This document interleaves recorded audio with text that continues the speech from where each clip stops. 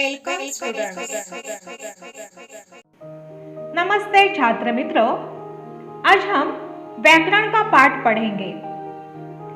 देखो बच्चों, हमें मालूम है वाक्य शब्दों से बनता है। शब्द किसे कहते हैं? शब्द की परिभाषा देखो। एक सार्थक अक्षर या सार्थक अक्षर समूह को शब्द कहते हैं।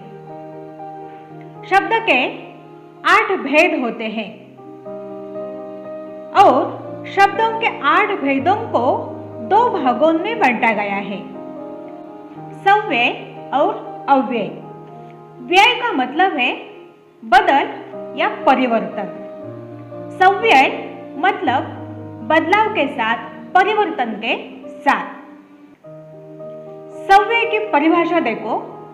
जिन शब्दों के रूप में लिंग वचन पुरुष के अनुसार परिवर्तन या बदल होता है उन्हें सव्यय कहा जाता है, विकारी शब्द कहते हैं। अव्यय की परिभाषा देखो। जिन शब्दों के रूप में लिंग वचन पुरुष के अनुसार परिवर्तन या बदल नहीं होता उन्हें अव्यय कहा जाता है, अविकारी शब्द कहते हैं। यहाँ सव्यय के नीचे देखो, संज्ञा, सर्वनाम, विशेषण, क्रिया।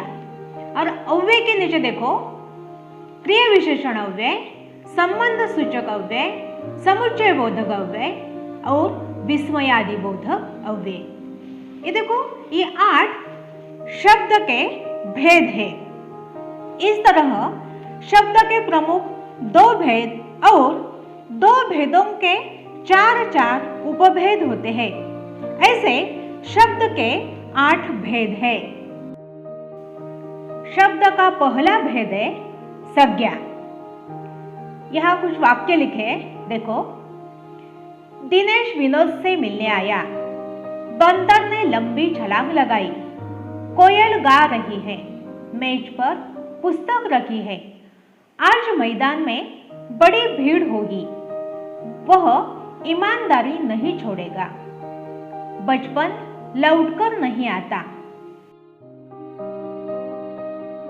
इन वाक्यों में दिनेश, विनोद, बंदर, कोयल, मेज, पुस्तक, मैदान, भीड़, ईमानदारी, बचपन ये सभी शब्द रेखांकित हैं। इन वाक्यों में दिनेश और विनोद ये लड़कों के नाम हैं। बंदर एक पशु का नाम है। कोयल एक पक्षी का नाम है। मेज और पुस्तक वस्तुओं के नाम है। मैदान स्थान का नाम है। भीड़ समूह का नाम है। ईमानदारी भाव का नाम है। बचपन अवस्था का नाम है। इस तरह प्रत्येक व्यक्ति, पशु पक्षी, वस्तु, स्थान, समूह, भाव, गुण और अवस्था का अपना अपना नाम होता है। व्याकरण में इन्हीं को संज्ञा कहते हैं। इन वाक्यों में सभी रेखांकित शब्द संज्ञा है। संज्ञा की परिभाषा देखो बच्चों।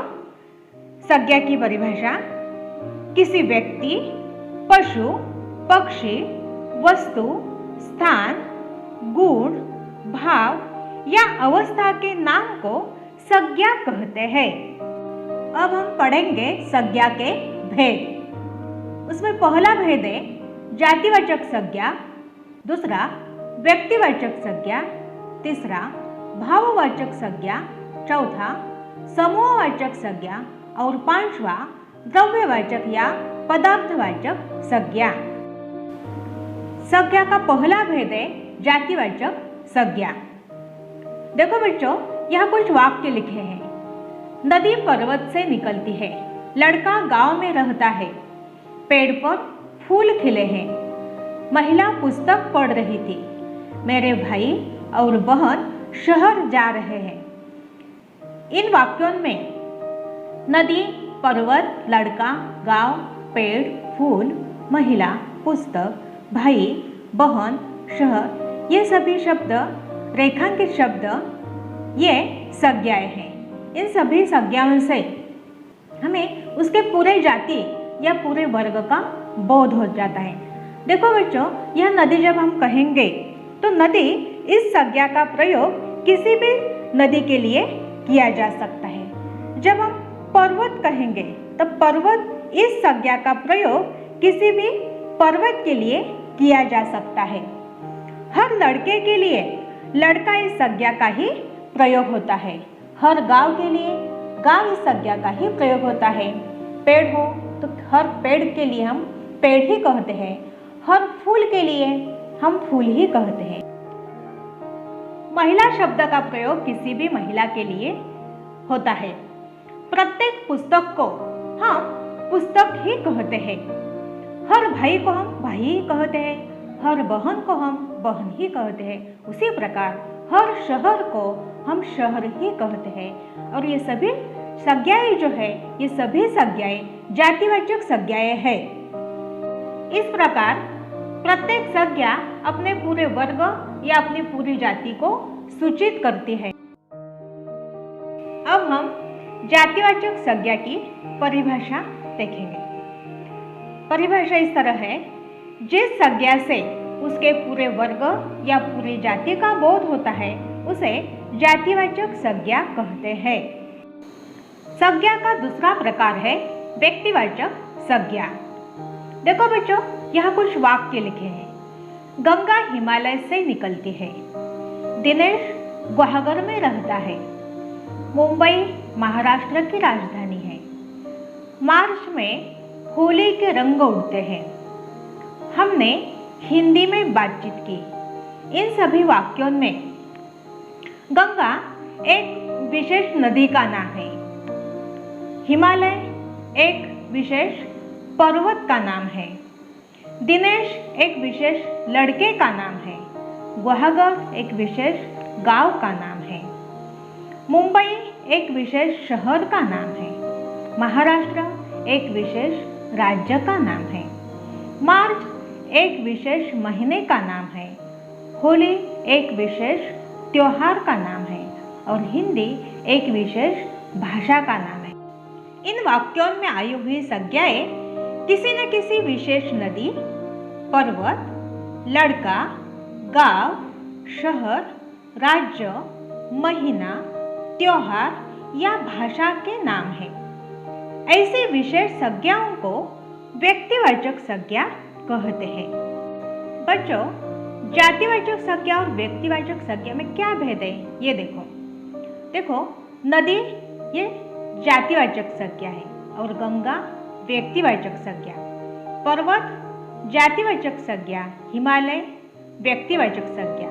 लड़का जातिवाचक संज्ञा, दिनेश व्यक्तिवाचक संज्ञा। गांव जातिवाचक संज्ञा, गुहागर व्यक्तिवाचक संज्ञा। शहर जातिवाचक संज्ञा, मुंबई व्यक्तिवाचक संज्ञा। राज्य जातिवाचक संज्ञा, महाराष्ट्र व्यक्तिवाचक संज्ञा। महीना जातिवाचक संज्ञा, मार्च व्यक्तिवाचक संज्ञा। त्योहार जातिवाचक संज्ञा, होली व्यक्तिवाचक संज्ञा। भाषा जातिवाचक संज्ञा और हिंदी व्यक्तिवाचक संज्ञा। अब जातिवाचक संज्ञा और व्यक्तिवाचक संज्ञा में क्या भेद है, ये भेद तुम्हारे ध्यान में आया होगा। अब हम व्यक्तिवाचक संज्ञा की परिभाषा देखेंगे। देखो बच्चों, परिभाषा इस तरह है, जिस संज्ञा से किसी विशेष व्यक्ति, पशु, पक्षी, स्थान या वस्तु के नाम का बोध होता है उसे व्यक्तिवाचक संज्ञा कहते हैं। संज्ञा का तीसरा प्रकार है भाववाचक संज्ञा। यहाँ कुछ वाक्य लिखे देखो बच्चों। पहला वाक्य है, बचपन में सभी खेलते हैं, गन्ने में मिठास होती है, ईमानदारी सफलता की कुंजी है। यह नौशेर वाक्य न्याय की कहानी है। हमें अपने देश से प्रेम है। यहाँ रेखांकित शब्दों पर ध्यान दो। बचपन, मिठास, ईमानदारी, सफलता, न्याय, प्रेम, ये संज्ञाएं हैं। ये संज्ञाएं किसी न किसी भाव, गुण या अवस्था का बोध कराती है। भाव, गुण, अवस्था आदि का हम केवल अनुभव कर सकते हैं, इन्हें देख या छू नहीं सकते। ऐसे संज्ञाओं को भाववाचक संज्ञाएं कहते हैं। बुढ़ापा, जवानी, बचपन ये अवस्था है। कड़वा, मिठास ये गुण है और प्रेम यह भावना है। इस तरह के ये सभी भाववाचक संज्ञाएं है। अब हम भाववाचक संज्ञा की परिभाषा देखेंगे। परिभाषा देखो बच्चों, जिस संज्ञा से किसी प्राणी या वस्तु के किसी गुण, भाव या अवस्था का बोध होता हो उसे भाववाचक संज्ञा कहते हैं। संज्ञा का अगला प्रकार है समूहवाचक संज्ञा। देखो बच्चों, यहाँ कुछ वाक्य लिखे हैं। पहला वाक्य है, डाकुओं की टोली गांव में रहती है। आज गांव में जुलूस निकला था। चिंटिया परिवार में रहती है। यह चाबियों का गुच्छा है। भीड़ तितर बितर हो गई। मेला बहुत बड़ा था। भूकंप सहायक समिति ने बड़ा काम किया।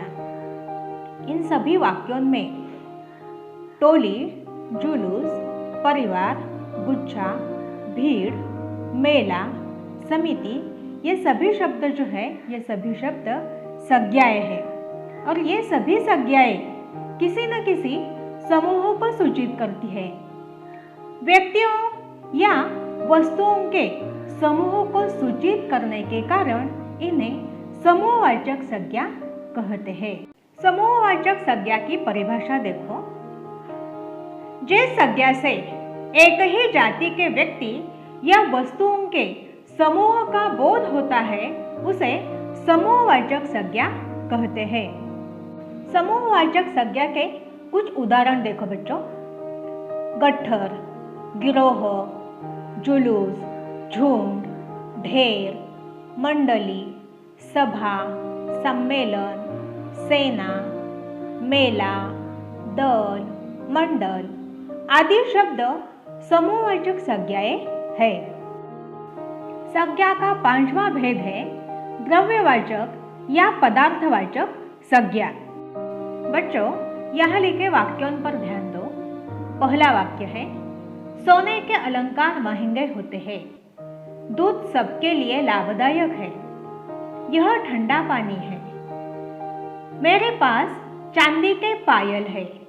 यह शुद्ध घी के लड्डू है। नाश्ते में रोटी और चाय है। तितली फूलों का रस पीती है। यहाँ के रेखांकित शब्दों पर ध्यान दो। सोने, दूध, पानी, चांदी, घी, रोटी, चाय, रस ये सभी रेखांकित शब्द संज्ञाएं हैं। सभी रेखांकित शब्दों से हमें खाने पीने, पहनने या धातुओं के नाम का बोध होता है। ये विविध द्रव्यों के नाम है, इसलिए ये द्रव्यवाचक या पदार्थवाचक संज्ञाएं है। द्रव्यवाचक या पदार्थवाचक संज्ञा की परिभाषा देखो, जिस संज्ञा से विविध द्रव्यों का बोध होता है उसे द्रव्यवाचक या पदार्थवाचक संज्ञा कहते हैं। कुछ उदाहरण देखो बच्चों, दही, शरबत, शक्कर, औषध, मिट्टी, रेशम, कागज, सोना, चांदी, तांबा, लोहा, पानी, शक्कर, दूध, रुई, ऊन आदि द्रव्यवाचक या पदार्थवाचक संज्ञाएं हैं। आज हमने संज्ञा और उसके भेदों का अध्ययन किया है।